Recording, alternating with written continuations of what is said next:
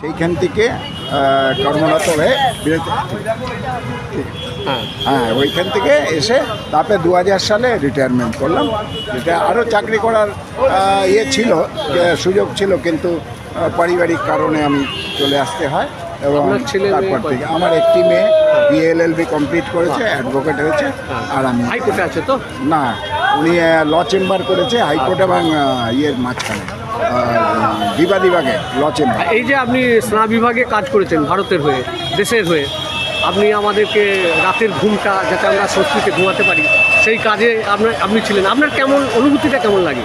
দেখুন, আমি বলার সুযোগ পেলাম না। পশ্চিমবঙ্গে বলবো, ভারত আমাদের যত যুব সমাজকে বলবো তারা যেন সেনাবাহিনীতে যায়। সেনাবাহিনী কোনো মরে যাওয়ার জায়গা না। সেনাবাহিনী এমন একটা জায়গা যেখানে মানে কষ্টের মধ্যে আনন্দ। অনেক কষ্ট, কিন্তু তাতে যে আনন্দ, সেই আনন্দটা অনুভব করা যায়।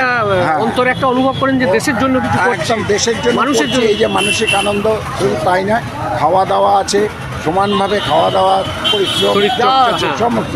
এই যে নিয়ম কানুনের মধ্যে দিয়ে আসে। আজকে আমার 65 বছর বয়স, অনেকে দেখে ভুল করে নেয়, আর 60 বছর বয়স হবে। আমিও তাই ভেবেছিলাম যে আপনার, কিন্তু আমার 65 প্লাস হয়ে গেল।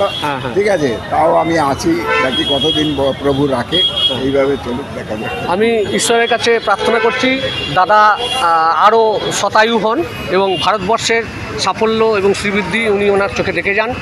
এবং উনি পরবর্তী প্রজন্ম, উনি যেভাবে বললেন যে আমি চাই ভারতের প্রতিটা যুবক ভারতীয় স্নাতে যেন স্বেচ্ছায় যায়।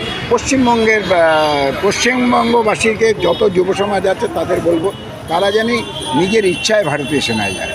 হ্যাঁ, উনি বলতে তৈরি হতে হবে, তাই জন্য তাদের তৈরি হতে হবে। শারীরিক গঠন থেকে আরম্ভ করে মানসিক করতে হবে, তাকে মাঠ কমপ্লিট করতে হবে। অনেকে হতাশ হয়ে ফিরে আসে মাঠে দৌড়তে হবে, তবে কি হবে? মাঠ কমপ্লিট হয়ে গেলে পরীক্ষাটা বড়, একবার ফেল হলেও বারবার চেষ্টা করতে হবে। একবারে অনেকে পারে না, দু তিনবারে হয় না। কেন হবে? ইচ্ছা থাকলে হবে, মনের মধ্যে চেষ্টা থাকতে হবে যে আমি যাবই কথাটা থাকলে পরে নিশ্চয়ই যাবো। যাই হোক, দাদার কাছে আমরা মূল্যবান ওনার অভিজ্ঞতার কথা শুনলাম।